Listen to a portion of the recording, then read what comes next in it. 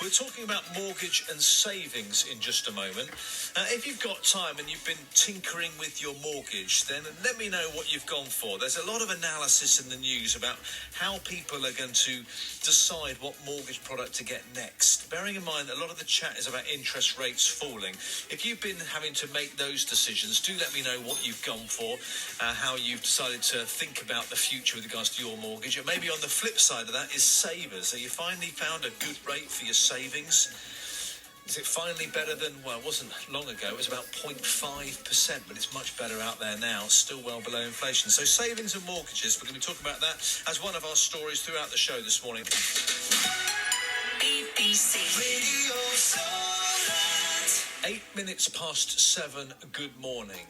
The economy. Looking at the newspapers this morning, you'll see that another company has come and said it thinks interest rates will fall. It thinks the UK won't go into recession, but it also adds that over the next year it could see house prices dropping by 10%. So where does this leave us in the world of mortgages? Let's talk to Samantha Mitchell, a mortgage broker at James Young Associates, which is based in Weymouth. Samantha, good morning to you. What are you seeing at the moment with people coming in and thinking about changing their mortgage? Oh, good morning, Alan. Well, it's an age-old question. It's the same thing we always think about. We've certainly been thinking about that the entire time I've been a broker and an advisor. And there is no one-size-fits-all. It is very much down to individual circumstances.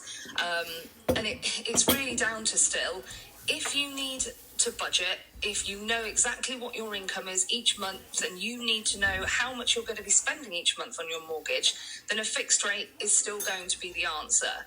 Now, whether or not that means that you would have saved money by doing that versus taking more of a variable rate, who knows? We haven't got a crystal ball. We don't know what it will look like in a couple of years' time. But that age-old question of should you fix, it's still going to be down to your budgeting. Are you getting many people come in who took advantage of the stamp duty holiday during COVID and are now finding themselves sort of popping out of that 3-year deal they took or 2-year deal they took? Oh, yeah, definitely. I mean, for a long, long time, we've been doing 5-year fixes because we knew that it was emergency rate low deals that were out there. We know that it's not going to stay at that. And we said, you need to fix for 5 years plus. And we are starting to see those ones coming to an end. So it is a bit... It's not very nice. And when I've just done it myself, my mortgage has just gone from 1.29% to 4.03%. So it's not a nice feeling, and we know that it isn't. And we're hoping it is going to come back down. And we have seen reductions. We regularly see reductions. We have been for the last few months. It's still historically low, isn't it? Because you're coming off the back of a very low rate. There are people listening to this morning who will go, what, you were shocked with 4%? You don't know you were born, Samantha. You don't know you're born.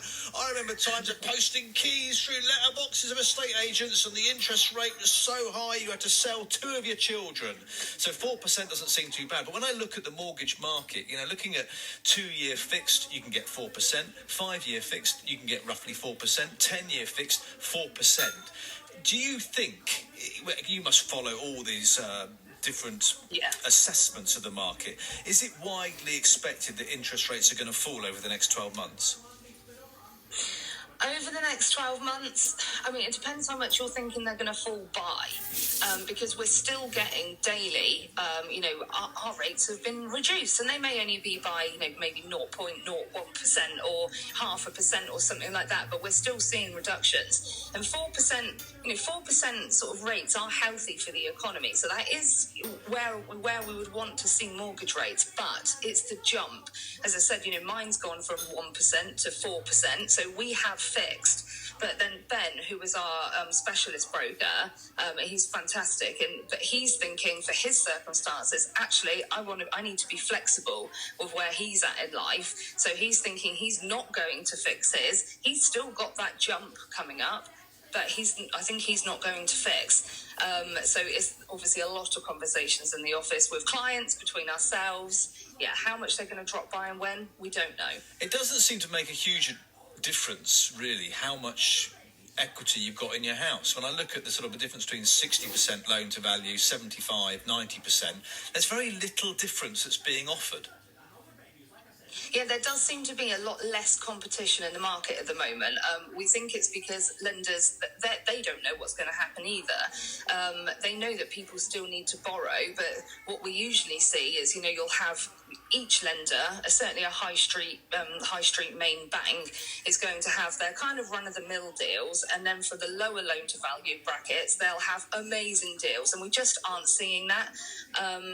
There are still some really high rates around for the up to the 90-95% loan-to-value brackets, but there are just less deals available for up to that sort of 95% bracket. So there's just a lot less competition going on. Is it still the case that you sit down with, let's say it's two people, a couple, yeah?